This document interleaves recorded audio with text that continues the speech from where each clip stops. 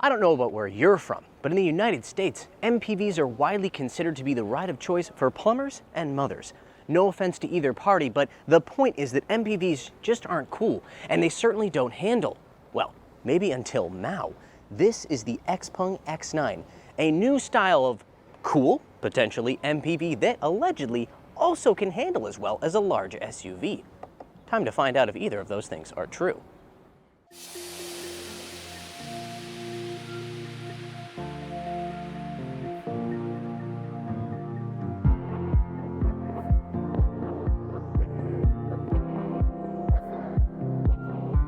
As of recording, XPeng had yet to release official pricing for the X9. All we know so far is the pre-sale price for the base version, which is $54,500 US. Welcome to Wheels Boy, where we cover the newest, coolest, and wildest vehicles from the Chinese car market. Be sure to like, subscribe, and hit the bell. Interestingly, XPeng insists that the X9 is actually not an MPV. It's something new, something they call a large 7-seater. Admittedly, the branding could use a little work, but it's hard to deny the fact that the X9 looks like no other MPV on Earth. It forces one to ask the question, is it possible to make coupe MPVs in the same way that we have coupe SUVs? My heart says no, but my eyes say, maybe. This is the part where I tell you that this rakish design isn't just for looks. Thanks to the 21-degree slope of that A-pillar and the 23 degrees of the rear, XPeng was able to achieve a drag coefficient of just 0.227. That means this 5.3 meter long, nearly 2 meter wide MPV has a lower drag coefficient than a Tesla Model Y. That's not as low as the 0.215 of the Li Auto Mega, but the X9 also doesn't look quite as polarizing as the Mega either. Don't worry, we'll be reviewing that bullet-headed MPV early next year. The X9 may look like no other MPV on Earth, but it still looks like an XPeng. More specifically, the XPeng P5 sedan, from which it borrows its edgier styling language. Congratulations, P5, you are no longer the black sheep of the XPeng family.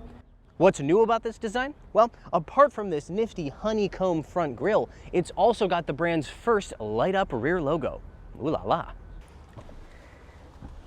These premium EVs all have a set of features that they tend to share. We're talking about real leather seats with heating, cooling, and massage function, as well as things like folding tables, leg rests, recline.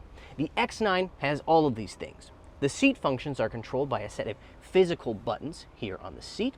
It's also got a panel on the back of the center console where you can control your air conditioning, and below that, something many of its competitors lack, an electrically opening and closing heated and cooled storage area. The X9 also has a pocket for storing your phone, next to which is a 60-watt USB Type-C charging port. That's on both seats. Both doors have a touchpad where you can control the overhead sun visor, as well as operating the windows and the TV. And oh, what a TV it is. It measures a massive 21.4 inches. Not only does the way that it unfolds look super high-tech, it also allows it to have adjustable angle. That way, you can adjust it to suit whatever angle your seat is at, ensuring you always have a comfortable view of the TV.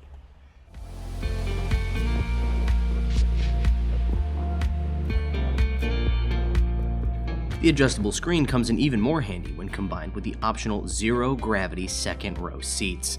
These combine to provide a viewing experience that makes watching a movie on my couch feel like torture in comparison. The screen's angle will adjust automatically if you have those zero-gravity seats. If you don't, as is the case with our car, you can adjust it via the screen itself or using the remote. There's a little button here on the side. This is, of course, the same remote that you use to control the screen. It does so using a combination of buttons and a trackpad like you would find on your laptop.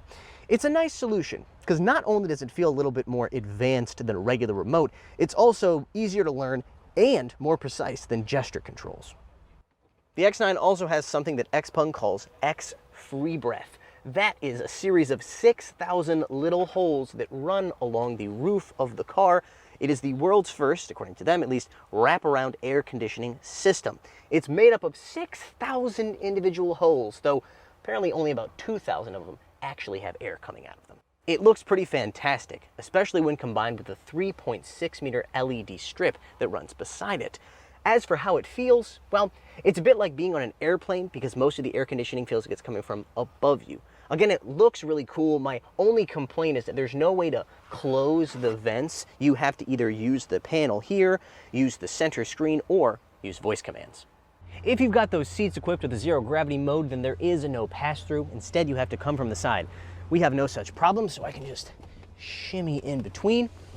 The X9 has a wheelbase of nearly 3.2 meters, so space is absolutely plentiful, even here in the third row. I am 5'9" or 1.75 meters tall, and I've got almost 3 fists worth of space. I've also got a very decent amount of headroom because that rear glass doesn't really impact it at all. What it does impact is rear cargo space, but XPeng has a solution for that.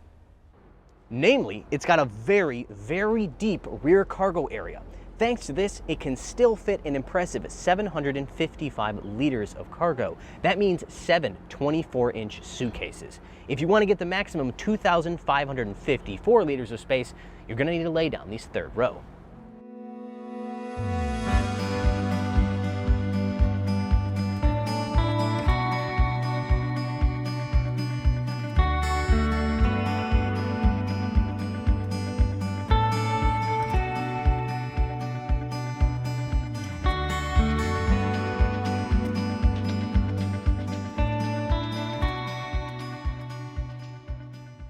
Look at all this space. Granted, there's a bit of a dip from the third row down to the second row area here, but still, you can fit an absolute metric ton of stuff in here.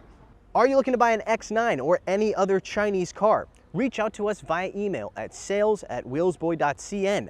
Unless you live in the United States or Canada, we can connect you with a reliable exporter of Chinese cars. I always forget how big the dashboards are on these MPVs. You could run a whole tennis tournament on that thing. I'm also noticing something else, which is that the exterior design team and the interior design team of this car didn't seem to talk very much. The outside is all straight lines and spaceship vibes, whereas the interior is much more, curvaceous. Of course, that doesn't mean the driver's compartment isn't high tech. Up in front of me, you've got a 17-inch center screen with XPeng's excellent UI. Next to that is a 10.25-inch digital instrument cluster. These two screens are powered by a Qualcomm Snapdragon 8295 processor. The final screen, that's up here, a digital rear view mirror. There is, however, no heads-up display.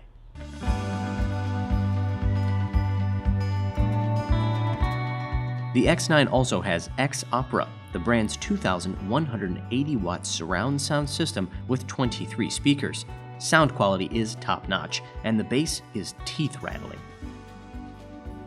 The cherry on top is an all-new steering wheel design with a offset XPeng logo. I quite love it. I think it adds a bit of funkiness to what is otherwise a relatively conservative interior design, including this real wood trim. But enough about style. This is one of the few MPVs where I'm actually curious as to how it drives. So let's get to driving. But first, let's let it drive us, because the X9 is equipped with the latest version of XNGP. That's XPeng's driver assistance system with NOA, or navigation on autopilot, both here in the city and on the highway. That's accomplished via 29 different sensors, including 2 forward-mounted LiDAR units, as well as twin Orin X chips with a total of 508 TOPS computing power.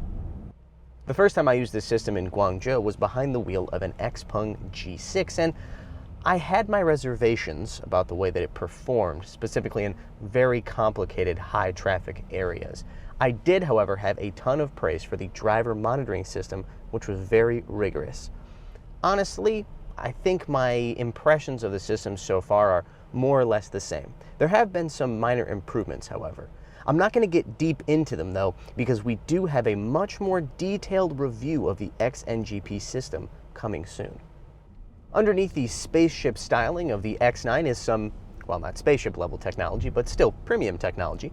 Double wishbone front suspension, H-arm multi-link rear. It also has dual chamber air suspension with constant damping control. It uses the cameras from its driver assistance system to scan the road ahead and adjust the stiffness of that suspension in response to road conditions. What's more, the X9 also has up to 5 degrees of rear steer. That means it has a turning radius smaller than a Honda Civic, despite being longer than a Chevy Tahoe. That is very noticeable and useful in tight parking situations.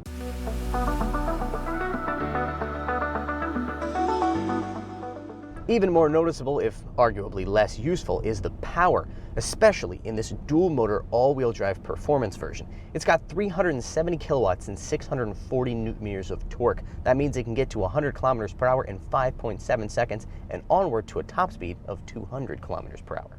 Who needs an MPV with 370 kilowatts? Exactly 0 people. But that's the wrong question to be asking. What you should be asking is, who wants an MPV with 370 kilowatts? I reckon that number is a lot more than 0.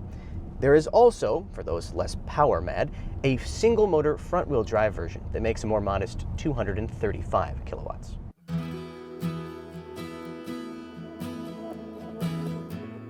Underneath this big MPV body is your choice of 2 battery packs, a 101.5 kilowatt hour ternary lithium pack or an 88.5 kilowatt hour LFP pack. Single motor models have a claimed CLTC range of 610 kilometers with the smaller pack and 702 kilometers with the larger pack. Our dual motor model is only available with a larger pack, which provides a claimed range of 640 kilometers. What's more, it comes standard with an 800-volt silicon carbide charging architecture that can charge at up to 330 kilowatts. XPeng claims it can add 300 kilometers of range in just 10 minutes, or go from a 30 to 80% state of charge in 16 minutes. So all of this suspension technology, all of this power, what does it add up to?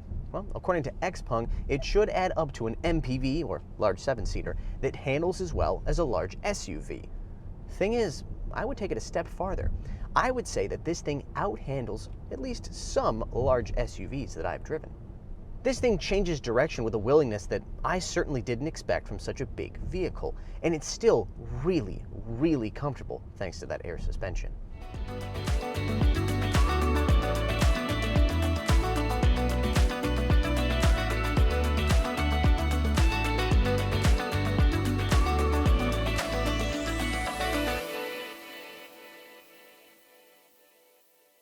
China's electric MPV segment is an increasingly crowded one, so if a manufacturer is going to have a go, they need to bring their A game.